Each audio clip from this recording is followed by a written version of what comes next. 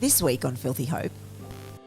It's so interesting what you said about the universal coming out of the specific. I remember hearing Rob Bell say that once about why the really obscure, really high detail stories in the Old Testament can resonate so deeply with us is because there is the universal in the particular. And I think that is why if this music that we write has connected with people, it has been because it is written for a very specific.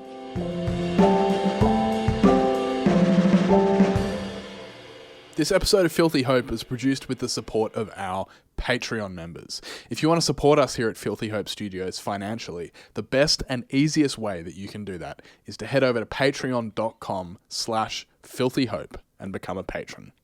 For just the cost of a cup of coffee a month, you get access to every single episode a day early, totally ad-free, and a bonus 20-minute segment of Filthy Hope exclusive to our Patreon members. You'll also get early access to things like merch and tickets for our live events. Once again, that is patreon.com/filthyhope to become a Patreon member.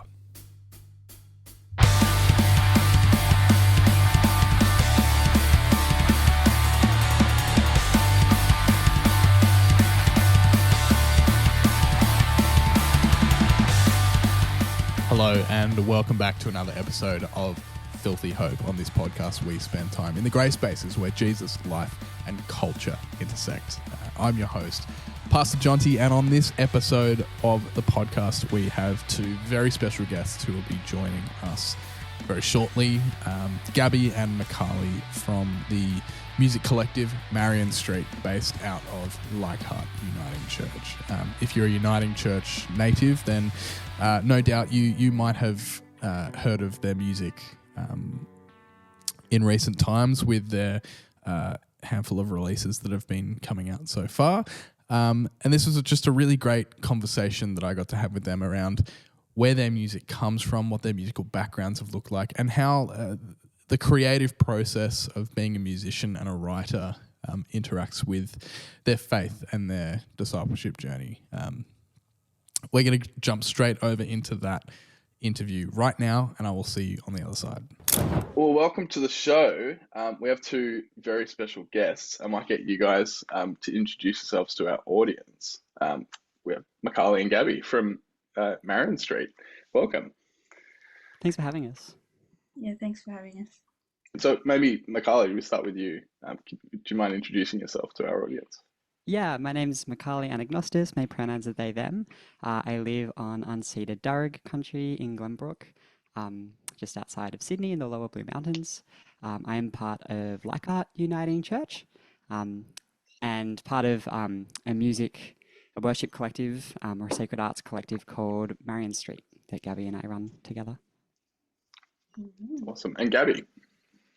Hi, I'm Gabi Cadenhead and my pronouns are also they, them.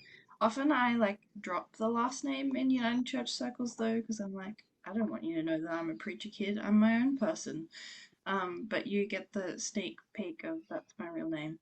And I am also part of Leichhardt Uniting Church. I'm a poet and composer and work for the Uniting Church, and I live on Gadigal Land in Ashfield. Amazing. I'm also part of Marion St. That's why we're here. Yes, and we'll dive into all things Marion St because I'm really excited to learn more from you guys about that project. Before we go there, we should probably brief overview. What is Marion St? Maybe for listeners that may not know, what can people expect if they go jump on Spotify and search Marion St? So it's kind of born out of, as part of Leichhardt Uniting Church, Mikali and I each started writing songs for our community, kind of inspired by that community, inspired by the fairly progressive theology of that community, and kind of noticing that there was a need for worship music that is good theology and also accessible to sing and also enjoyable to sing. And so we were kind of each starting to do that on our own. And So we're like, what if we like teamed up and recorded this stuff? Is essentially how Marion St was born. Did you want to add to that, Mikali? Yeah, no, I think that sums it up pretty well. I guess, yeah, there was this desire to create music that speaks to our experience that we could kind of sing authentically, as people from this corner of the church, and as queer people, as people with often pretty progressive politics or pretty politically engaged. Yeah, just worship music that is honest and feels like it reflects who we are and where we come from. Mm. I love that. That's awesome. Obviously, we know each other and have met through the Uniting Church circles, whether it be camps or gatherings or otherwise. Maybe to go all the way back, for both of you, where does church and faith begin for you guys? Were you born into faith, into the church, or did you just discover it later? I grew up in a house where my mum is Christian and my dad is not. My dad is kind of lapsed Greek Orthodox, and mum came to faith as a child. She didn't grow up in a Christian home. So growing up, I was part of a Catholic community. We went to mass. Well, I say part of the community. We weren't really that involved in the community in reflection. That was where we went on a Sundays. We had a few friends at the church, but I guess we weren't, really deeply embedded in that community. Spirituality was a big part of life growing up, though. I think another really important spiritual community growing up, and in a way, probably more felt like a spiritual home as a kid, was a L'Arche community. So L'Arche is a community of people with and without intellectual disability who share life and try to reveal the gifts of people with intellectual disability. So there are L'Arche communities all around the world of people living together, including in Sydney. But we were part of a group in the Hunter, Friends of L'Arche, so there was no people living in that community, but we would meet to share sort of the spirituality of L'Arche. So that was a really formational church community as well. I was there until, I have been continue to be involved in L'Arche my whole life. I was at that Catholic church though until high school. And then I was invited to go to a Pentecostal church. And that radically changed my sense of faith. Bit different. Really different. Yeah, very different. Yeah, definitely some crossover. Like they both have sort of a mystical approach to experiencing God and kind of approach to angels and like things like that. That there's definitely crossover, but very different form of worship and a very different expectation of how you experience God, I think. I think that was the place where I really developed a personal sense of relationship with Jesus, I guess, at that time, and I guess made the decision to give my life to this path to follow Jesus. So I was there throughout high school. Then at the end of high school, where I was starting to come to terms with my queerness, decided to leave that community. After having conversations with some people in leadership and it just becoming clear that it wasn't going to be a place that would really welcome me anymore. And after a little bit of moving around, I found the Uniting Church. I moved to Sydney at that point, and a few people pointed me to Leichhardt Uniting Church as a place that had a strong focus on social justice and was queer affirming. And that's kind of been my spiritual home since then. Amazing. Thank you for sharing. What about you, Gabi? I have a much more boring story by comparison. Mikali's like, I've moved through all these different spaces and learned all these different things about spirituality. And my dad's a Uniting Church minister, so I've literally like born into the Uniting Church. It's the only thing I've ever known. Which in some ways is a blessing. Because I hear honestly like lots of stories of queer people like growing up in denominations that really weren't safe spaces for them, and I'm really lucky that within the Uniting Church I've grown up in affirming spaces and always known that my minister affirmed me. And so that's actually really powerful and has meant that I've had less trauma to unpack. So that's always nice. But yeah, I grew up in the Uniting Church. Dad's first placement was at North Red Uniting, and so that's where I was born. And then we went to Paddington Uniting, and that was really lovely actually because I was only in primary school at the time, but kind of looking back, that's kind of the community in which my ideas about what family is were kind of calibrated, and so I was looking at like, you know, a queer couple and going, well, that's a family, and a single mum and child and saying, well, that's a family too, and also my nuclear family is a family. So that's actually a really lovely formational um, moment to have been in such a diverse community at such a young age. Um, and then we moved to the Hunter Valley when I was in late primary school. Mikali and I both grew up in the Hunter Valley, but we didn't know each other there. And we were part of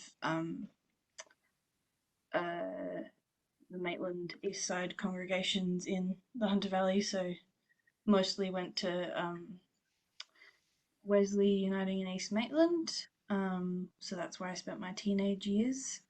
And my mum very kindly started a youth group for me and the few other teenagers.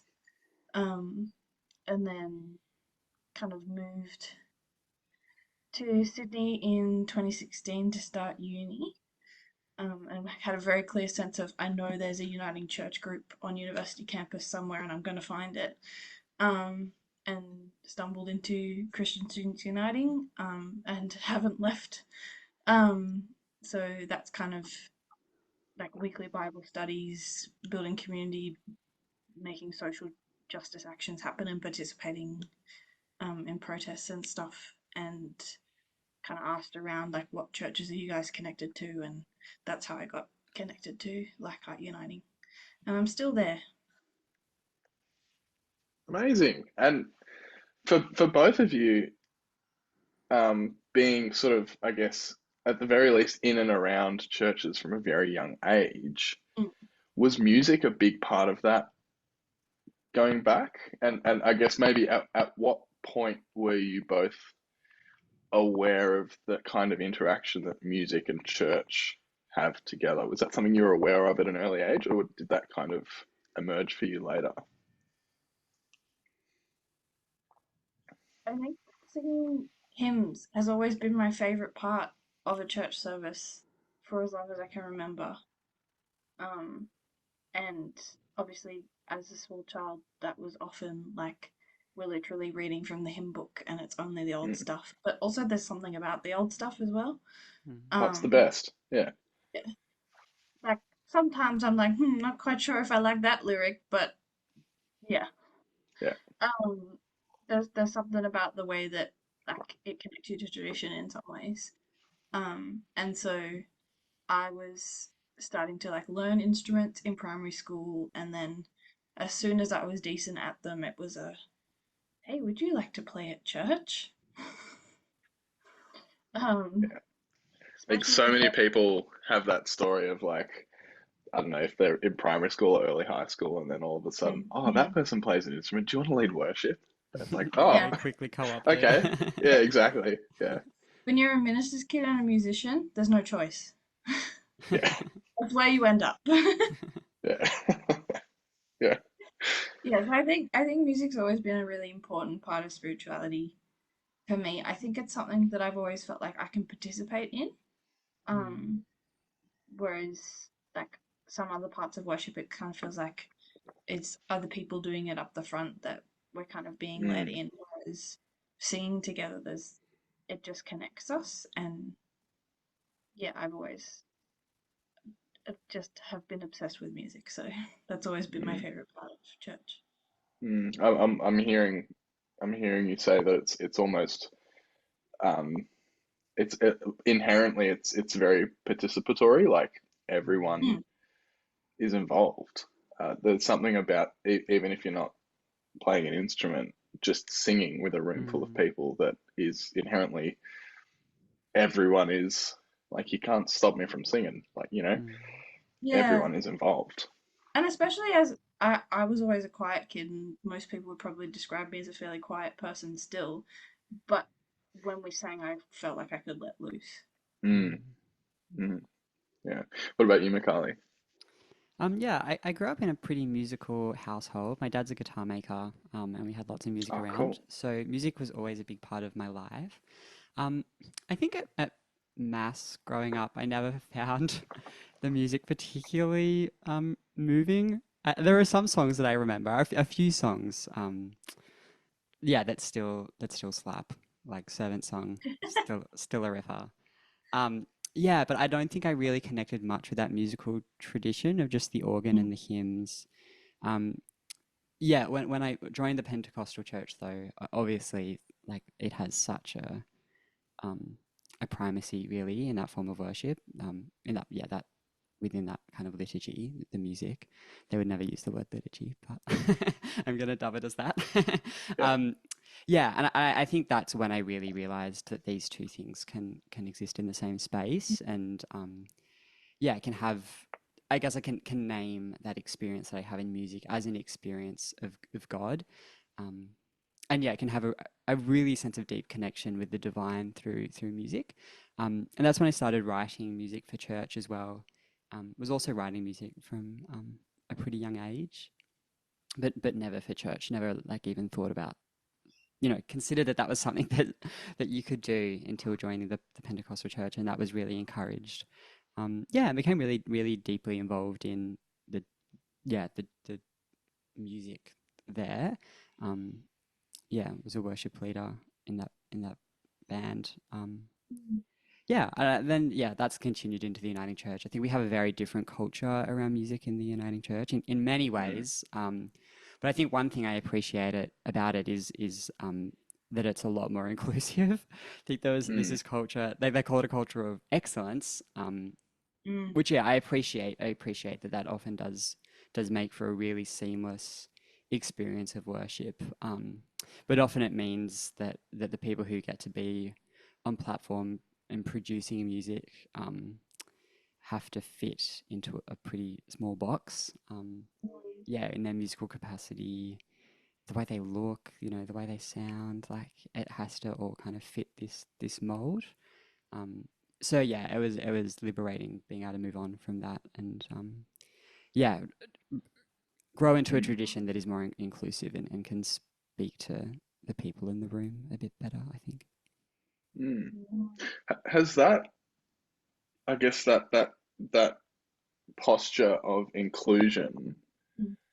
has that, and I imagine it has, informed how you, whether it's in the writing or in the congregational element or all the different stages along what it means to create music, has that posture of inclusivity informed you in any way that you could possibly point to, um, especially with the Marion Street Mm. stuff? Um, Yeah, I yeah. think maybe one of the biggest ways is through the way that we talk about God, the way that we gender God. Um, yeah, just the gendered language in music, I guess, as trans people, as yeah, two queer people, that can be really grating, and not just for Mm, trans people either. Like so many people find the masculine language around God and just that kind of patriarchal masculine way of thinking about God and singing about God, really alienating. So I think that's been one mm, thing that we're very intentional about changing. And it's amazing how it slips through. Like mm. sometimes, like there was the other day that we were looking at a new song. It was a song that I'd written, and Gabi was like, "You've like pointed out that like this is super binary, like the way that you're talking about the people in this story." So it's amazing the way that it gets ingrained in you. Mm. And yeah, it's Mm. something that we need to still come back to.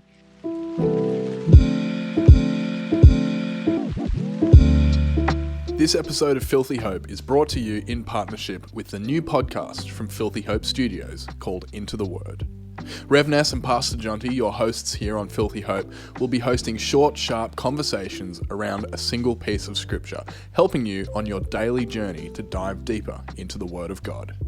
This new show from Filthy Hope Studios will be launching on Wednesday, the 3rd of April, and will have its own podcast feed separate from this feed here on Filthy Hope, although we will also be publishing the first handful of episodes right here on this feed too.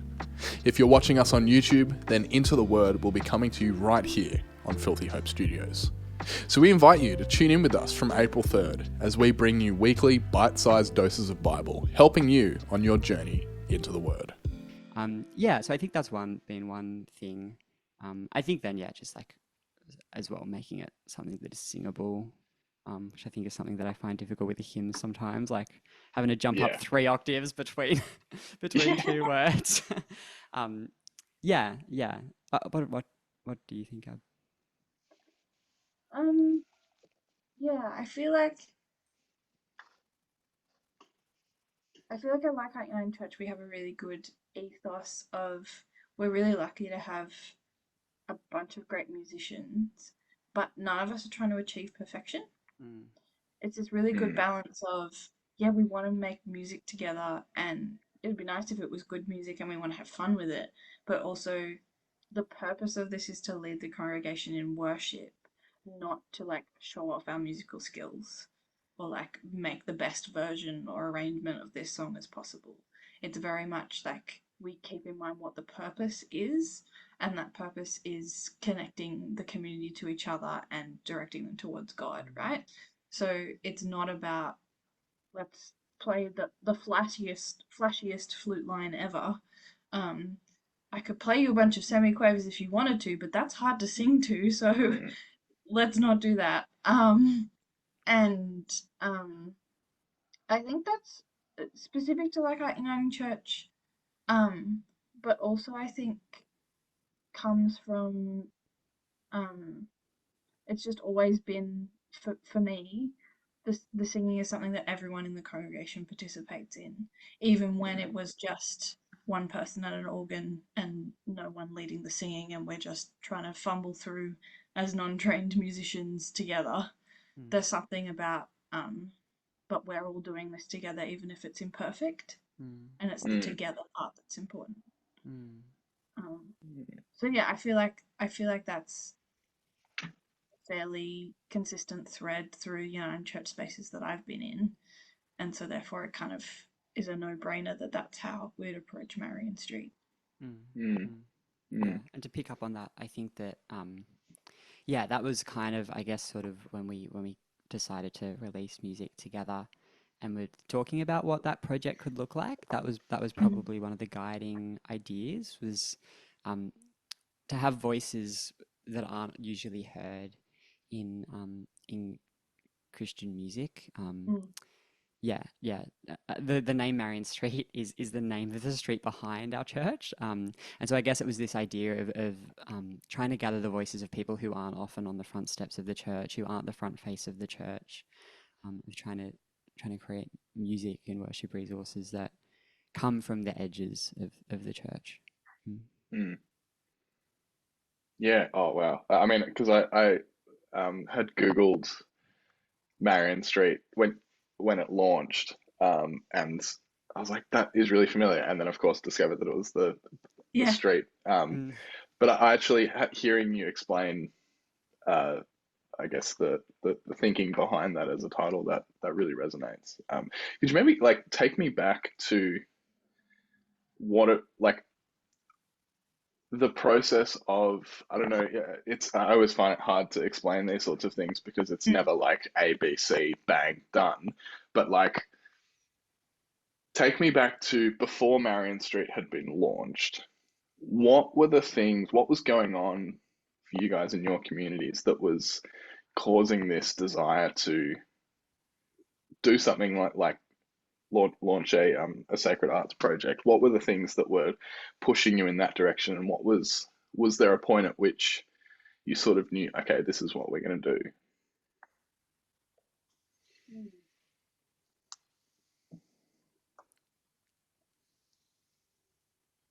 I think we'd been over during COVID. We'd been doing more homegrown music. I think we had a bit more time to record it and write it. Um, and yeah, and also we there was a bit of a focus then on creating worship resources that we could share. Yeah, so I think that's when we did sort of the first song that has ended up being released as Marion Street. Garden, the OG. The OG, yeah. It's Garden, the first one. Yeah, There you go. yeah. Yeah, and yeah, just started singing, writing more music around that time. Yeah, and then yeah, I guess we approached putting it into an EP and releasing it. And there were actually two EPs happening at the time. I was doing one that was just my songs, and Gabi was organizing an EP with Christian Students Uniting that was going to be a collective record. Yeah, and we started to think about how we could combine it, and yeah, had some conversations with people in the church, and yeah, some people were really encouraging and helped us to envision what it could be. Kent Crawford was really helpful in that time, like helping us envision what this project could be and supporting it to grow into something. Yeah, so it happened pretty organically, really. Yeah. Yeah. Yeah, that's great. It was kind of for me, like, I started writing worship music. I'm a classically trained composer, and also a poet. And so, like, while Mikali's been like writing songs specifically for years and years, I've been writing in these two different spheres for quite a long time. And then when Mikali started writing this worship music, I was like, I'll try my hand at that too. Let's try and bring these things together that I've been working on separately, and how do I actually use what I've been trained to do to make something that a congregation can sing. And so essentially I'm a copycat. Um, but we have quite different but also complementary musical styles, I think. In that I always accidentally end up writing songs in 6/8 without meaning to. I'm really trying really hard at the moment to write a song in 4/4. I'm trying so hard. Very strong Celtic influences over here. Yeah, you can tell what I listen to. Anyway, so that's kind of how I started writing music, and then it kind of got to this point where Mikali had 4 great songs that we'd been singing in our congregation for years. I had a few songs that we'd been singing for a while too, and as part of my work with Christian Students Uniting, was able to get some funding from Sydney Presbytery to record EPs. So I do want to name that this project wouldn't be possible if we hadn't received support and funding from a church body. Like, we don't have that kind of cash. It's really important. It's really valuable that people in the church saw what we were doing and said, yes, we will help you make this happen. Yeah, a real sense of affirmation. Yeah, so it's kind of a constellation of all those things kind of coming together at a similar time. Yeah, I guess in personal context as well around the project, I was just thinking about while you were talking. I guess for me, these songs as well emerged out of taking some space from that worship tradition that I'd been part of, like writing for the Pentecostal church, and allowing, those new influences to kind of absorb. It took a few years of not writing to then start to write for this congregation. So I guess, yeah, some of the music emerged from that space as well of figuring out what does it mean to write for this community and for this context. Yeah, with new, because you write based on what you're listening to, right? And just trying to have a new set of influences and have a new community in mind when writing.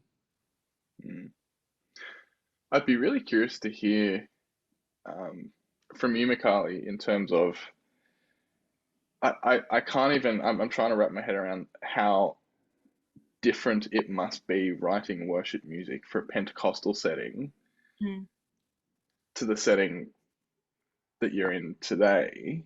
And you mentioned you write similar, like, well, of course you're influenced by the things that you're listening to at the time. are there things from the Pentecostal tradition of worship music that you think have subconsciously translated over, or is it more of a like, is that something that you try and keep over there? Because there are lots of really great things about Mm. the music traditions in all different denominations and church settings. Is that something that you think about when you're writing for Marion Street? Yeah, that's a great question. I don't think I think about it consciously, but I think there definitely has influenced the way that I write music. I think there's a big focus in that tradition on music being intuitive, and yeah, I guess the emotional, where it leads you Mm, emotionally, not just like singing words that intellectually align with your theology, but words that are going to do something in your heart. I mean that's any tradition. Any good mm, music does that, but I think there's a big focus on that in that tradition, and especially because of the expectation around the experience that you will have with that music. Of that sort of trance like. mm. That kind of mystical experience that you have. Yeah, so that focus on, I think, um, intuitive melodies and the emotional progression of a song, I guess. Having like an emotional climax to a song, I think, is a big part of that Mm. tradition as well. There's Yeah, something else I was interesting. going to say. That's really interesting. You can edit this bit out. Yeah. There's something else I wanted to say.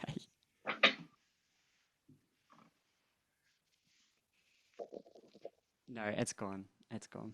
That's all I'll right. come back to it later if it comes Yeah, back to yeah, me. yeah, yeah. I was just gonna jump in and say, and that's why Mikali's bridges are always bangers. Because I The come from, Pentecostal bridge is yeah, a yeah. thing, isn't It it? really is. Spirit lead me Yeah. where. That's the classic, isn't it? Yeah, Yeah. yeah. But like I remember when like that song, when that album, when that record came out, I think just at the perfect age. It was Mm, 2013, I want to say. So I would have been 15, 14 or 15 at that time. And there is something about like a well-written hook with mm, Mm. lyrics that, for better or for worse, are easily digestible, mm, that evoke a really strong emotional response. mm, And like it's almost and that song in particular, I've actually wrestled with my relationship with that song mm. as almost Mm. like a signifier for that whole tradition of music, Yeah. because Yeah. everyone knows it, but also it was such a huge moment in popular Christian culture, I Mm, think, that like mm, Mm. certainly as far as I was aware of at the time, every church was singing it. mm, And it seemed like it didn't matter where you went and where you sung that song in a congregation, everyone was having this big emotional response. Um, and I look back at something like that now as someone A, that takes church and discipleship very seriously, and also B, has a big interest in writing good quality theologically sound worship music. And I kind of go, I often struggle to find the line between the really, really positive side of that has lots of stuff that we can take from and pull from, and where some of the theological and some would say, if you're being cynical, manipulative elements of that style of worship, like where those start and end. mm, Um, I don't know. That's not really a question, but I guess for me that was a big moment at the mm, time, but then also mm, as an adult in reflecting on that, Yeah. that I think has actually really actively influenced how I engage as a churchgoer in worship, but also in how mm, I think about music as a practitioner, as someone mm, that mm, writes and leads worship. Um, mm. I think part of Almost, why. Oh, sorry, you you go. go. Yeah, no, no, no, please. Yeah, I think part of why that song works so well. This is what I was trying to get to before, but it escaped me. But Oceans is such a great example of it. I think why that song works so well, part of it is it has such clear imagery.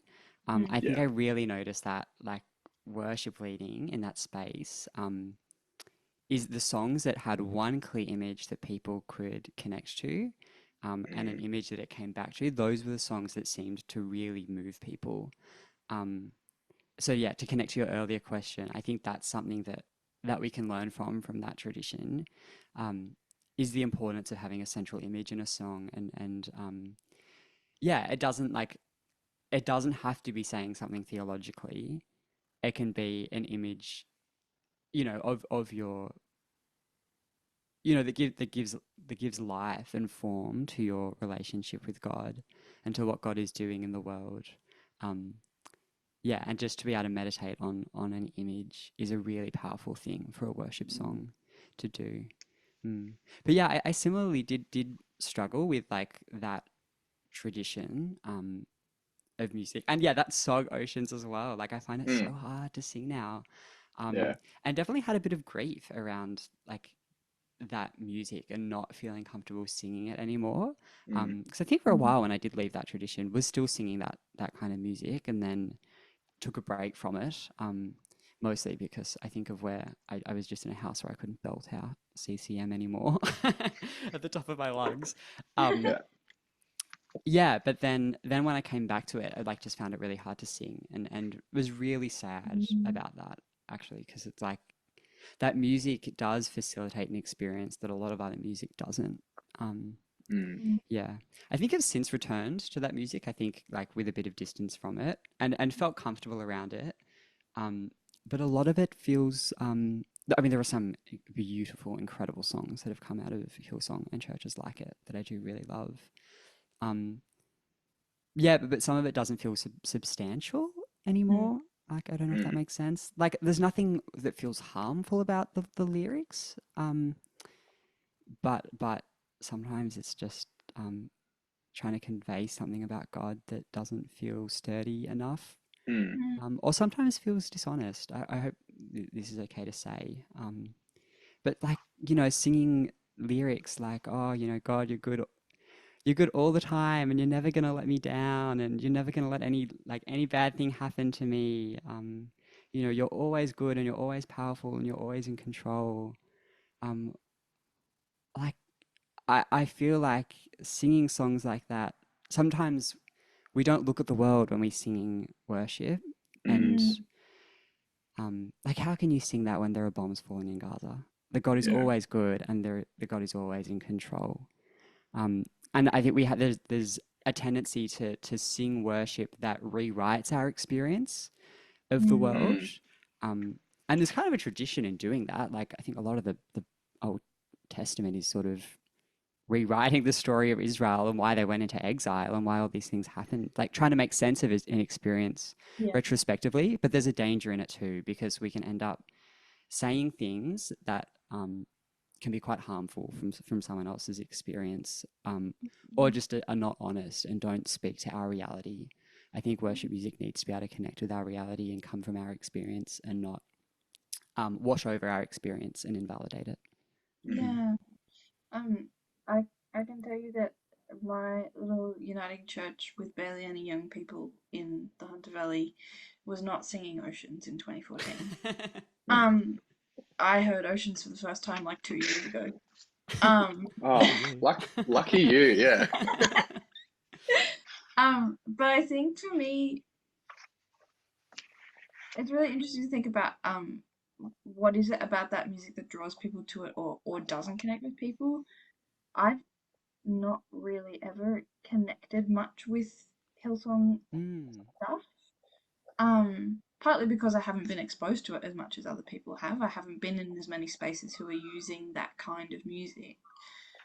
But also there was like a brief time when I was a teenager where I like dabbled in going along to an evangelical youth group, but it didn't last long because I'd already had this experience of like a deeply grounded foundation of my faith that that in that kind of more evangelical space was like, well, what are you even offering me? I can't feel that there's much substance here compared to what I already have in my own community. And some of that is about the music as well. I feel like a lot of the kind of Hillsong and that style sings a lot about in terms of me and God and me. And, Mm. and personally, the power of worship music is not just connecting me and God and me, but also us. And so all of the songs that I've written for Marion St so far, bar one, I think, is in second person. It says, this is how we relate to God, and this is how God relates to us, and it's how we relate to each other because of who God is. And so I think sometimes when it's like, I will enjoy an occasional song where it's in first person about your personal relationship with God. But if that's all that you sing, why are you staying in a room full of people to do it? Mm. You could be singing in your own house, and maybe you'd have less production value in terms of the band, but um, like the part of the purpose of worship music for me is also to connect us to each other as we follow Jesus. Yeah. I in going over in my head, I'm picturing, I can't remember which particular special of his this is from, but the comedian Bo Burnham used to have, I think it was a whole song that he used to sing where it was a love song, but all the lyrics were so generic, like intentionally so, that it could apply to anyone. So it was like, oh, I love the way like your torso has two arms, one either side, and those blue, green, brown eyes, and the point being that like he's like pointing out the fact that a lot of pop music is written so that it is like you can plant yourself into the song and it can relate to you. And I think that's how I feel about, just piggybacking onto some of what we've been talking about. A lot of how I feel about that big CCM style of church music, it kind of has a similar, I think you said something similar, Mikali, about it, the stuff it does have to say about God doesn't feel particularly substantial. It kind of has this, we're referencing God, but we're doing it in a way that is, flimsy is too harsh, but non-committal enough that you can kind of apply it to any theology and it fits, because it doesn't have much of the rigor or the detail that I think a tradition like the Uniting Church values deeply. Hello, it is me, Pastor Jonty, coming to you from the set of Filthy Hope, interrupting this episode just briefly to tell you a little bit about one of our new ventures here at Filthy Hope, which is our blog. If you're a fan or a listener of what we do here at Filthy Hope, then you might enjoy getting more of that in the written form. So whether it be reflections on some of the topics that we talk about on the podcast, or just other topics that we are interested in at the moment, whether they be theological, religious, cultural, maybe about a film or a book. Ness and I are going to be writing some pieces and also some guest writers over there. So if that sounds like it is up your alley, then go and find it at unitingheartandsoul.org/filthy-hope. The link for that will be down below in the show notes of this episode. We hope to see you there, and we hope you enjoy it. But that's all. Back to the episode. Something that I identify as being a really strong a strength of what you guys are doing with Marion St is that it is so, like you were saying before, it's specific to who you are today in your communities.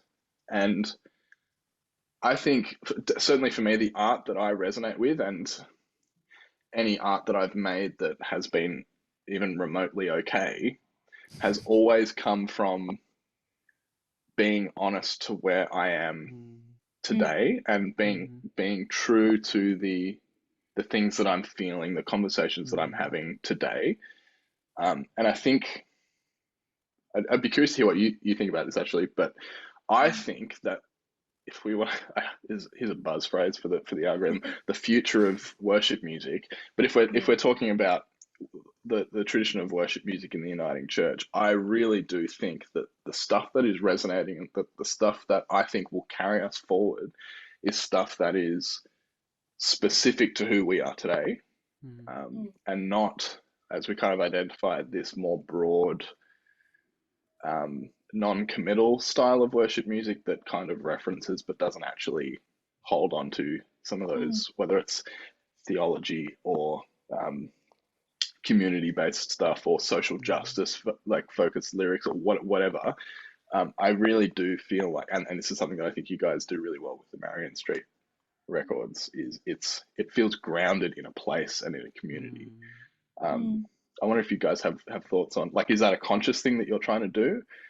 I think it kind of, for me, comes from a kind of core principle of writing poetry, which is the more specific you are, somehow the more universally kind of Yes. resonant it is. It's Yes. this Underline idea of that.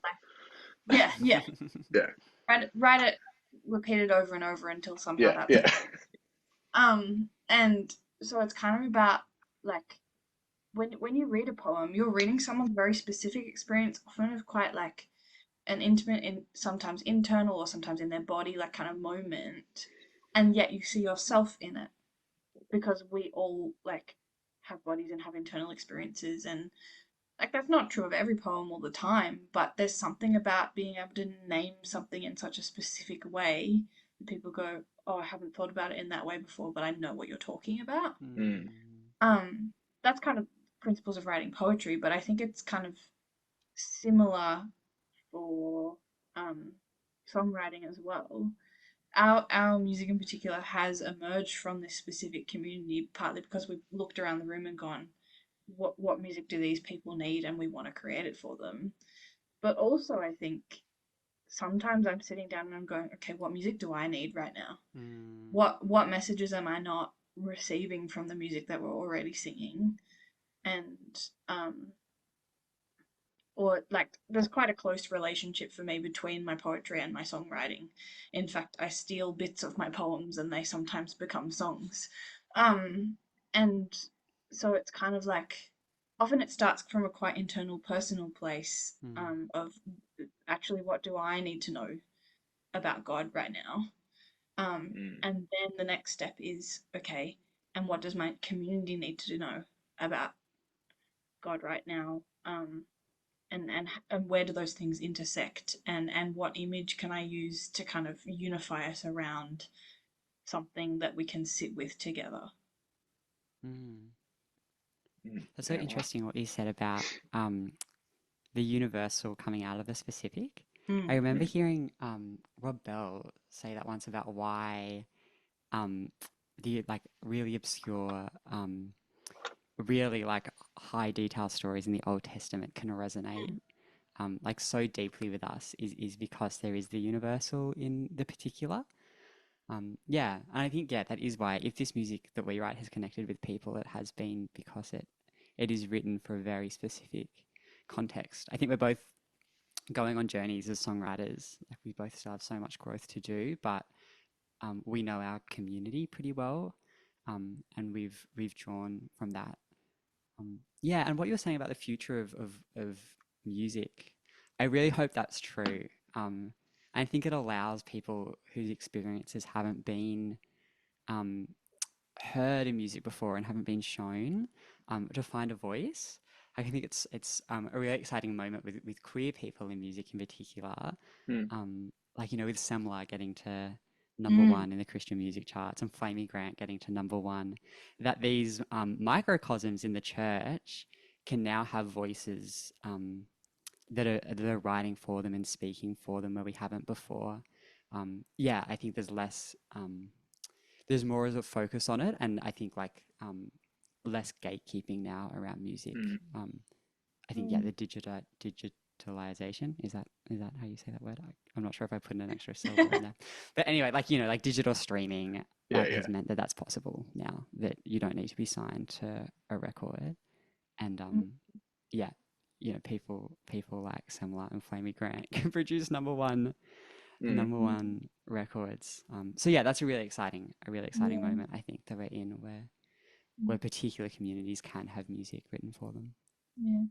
And for me, that's partly about like presenting a multiplicity of images for God.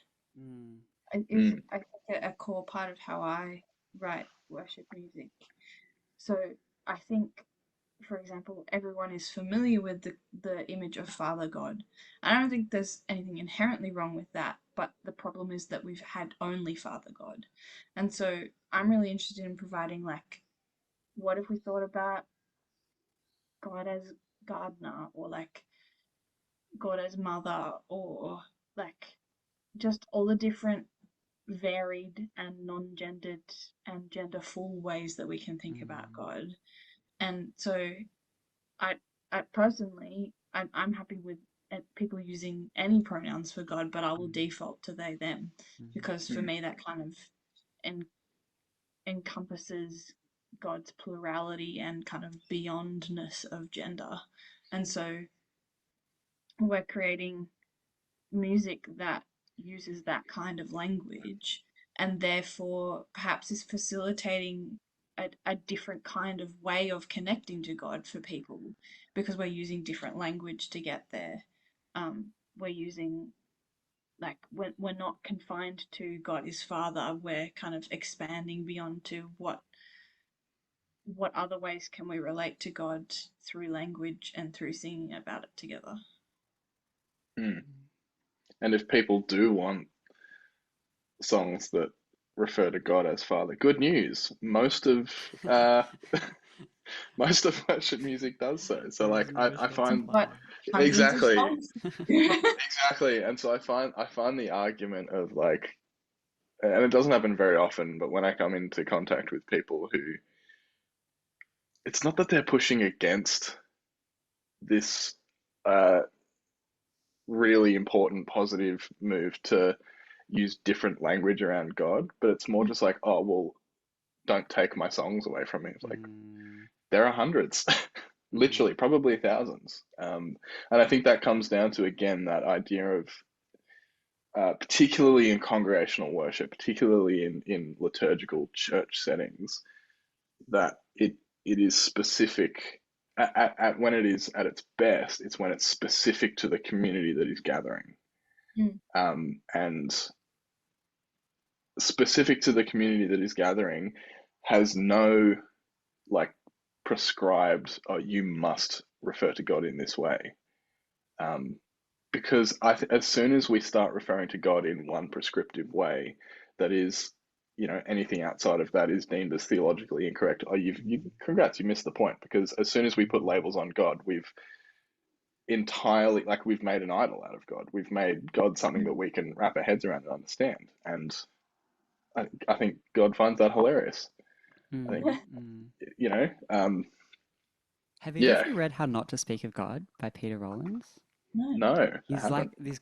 a great, I think he describes himself as like a postmodern theologian. I'm coming from that kind of school of thought, but says that, yeah, because we can't speak of God, our tradition, the Christian tradition, has made a decision to respond to that by creating as many images for God as we can. Rather than not speaking about God at all and not having images for God, like other traditions have done, like in Jewish and Islamic traditions, you don't create images for God, or you don't say the name of God. But yeah, for whatever reason, maybe because of the incarnation, our tradition has said we want to have as many images of God and know that they will all refract a different character of who God is. And no one image contains all of who we know God to be, but it contains something of who we know God to be. Yeah, I love you just said each one refracts a different image or a different a different element of the character of God, a different trait, if you will, like a different glancing look at the totality of the complete unknowable creator of the universe. I love that like each of them is a little glimpse into a different fraction. Yeah. And you could say that about like each song that's been written, but I also think kind of that's almost what Marion Street is. Marion Street is one of those refractions. And so that's why it's both specific to our communities, and people beyond our communities have started singing this music because it resonates with them too. And so it's like we are revealing something of God that feels specific to our experience in our community, but that can also resonate with other other people's experiences and communities, even though it hasn't been created for them necessarily. Like, that's why we wanted to record this music, right? We didn't want to just keep it to ourselves. We wanted to share it with the world so that other people in other congregations can sing it too. Because there's something about the universality of God that's revealed in our particular context that we're writing in that is also relevant beyond that context. So if people do want to go and check it out, at the moment you have 2 EPs out, is that correct? You've got Whole, which was the first one, and Calling. Have I got the names right? Yeah, great. Yes. People that know me will know that I'm genuinely shocking at song titles and album titles. I remember album covers and tunes, but I'm like terrible with remembering names. So those are the 2 records that are out. Do you think, for people that maybe haven't dived in yet, is there a particular starting point that you'd recommend? Like, is there a favorite song that you've put out that you'd want to point people to first? Ask us to choose between our children. Yeah, I'm forcing you to. This is the Sophie's Choice of podcasts. I think rather than this is the one place to start, there's kind of a different character to each of the EPs that are out so far. Whole is 4 songs all by Mikali, all sung by Mikali. Honestly, Mikali's voice is one of the most unifying things about our sound. And as both a singer and a songwriter. And so I feel like that EP is really cohesive and really gives you a sense of like Mikali is really great at writing about like what does hope look like when we're honest about the doubt that we live with, and how do we see a future when it's kind of hard to imagine one. And so Mikali really offers it feels quite pastoral in some ways. Like I think Whole is an EP that you can feel really held by and kind of can restore something for you. Whereas Calling is kind of a bit of a smattering of a few different songwriters who are offering you different things. And so it's kind of a taste of kind of the variety that's present in our church. There's 3 songs each, 3 songs by 5 songwriters, like 2 of them are co-written. And so you kind of get a different taste of different what's important to each of those songwriters in writing worship music. And then we have more music just about to come out. I'm not sure when this episode airs, but as of today, this Saturday, our next single comes out, which is a Sabbath Song by me. And then in early May, we'll have our 3rd EP come out, which is called Made, and it's 4 songs by me. So it'll be kind of like we've kind of got a Mikali feature EP. We're going to have a Gabi feature EP, and then hopefully kind of a sense of what does it look like to collaborate more broadly as well as between the 2 of us. So I was going to say one of my favorite songs from the project is going to be on that EP in May. So yeah, have your ear to the ground for that. There are some really beautiful songs on that have been really nourishing for me that Gabi has written. Thanks. Is that single that's coming out this week on the EP as well? Or is that a standalone? Yeah, cool. Yeah, awesome. We will have links to all of that stuff down below. I really urge people to go and check it out, and sing the songs. If you're a church person, bring them to your congregation. We've got sheets available as well. Yeah, awesome. And if people want to connect with you, are you guys? I know sometimes I have a guess. I'm like, where can people find you on social media? And they're like, no, my socials are locked down. Is there a place like where people can connect with you or Marion St on socials if they want to follow up on anything we've talked about? Yeah, we're on Facebook and Instagram under Marion St, Marion St. Find us there, and then we're on Spotify and YouTube and Apple Music and all of those places too under the same name. Fantastic. And as always, if people want to get in contact with us. Our email address is filthyhopepod@gmail.com. I'm sure if you have any further questions for these two, I'm sure you can send them to me, and I'll get them through, and we'll do a follow-up podcast, I'm sure, at some point in the future. Yeah. Oh yeah. Hit us up on our socials, or Yeah. go through Jonty. Be lovely to get in touch. Yeah. So I mean, thank you so much for your time. I know you're both busy people, so I really appreciate your time and for being so generous with your time. Thank you for joining me today. It's been a really, really wonderful conversation. Thanks for having us. Yeah, I really enjoyed this. Thanks for this chat. And we're back. That was our interview with Gabi and Mikali from Marion St. If you haven't already, please do go and check out the music. One of my personal favourites of theirs off the first EP is a song called God Is Coming. So if you're looking for a place to start, that's where I would send you personally. But do go check it out and check out the new material when that drops too.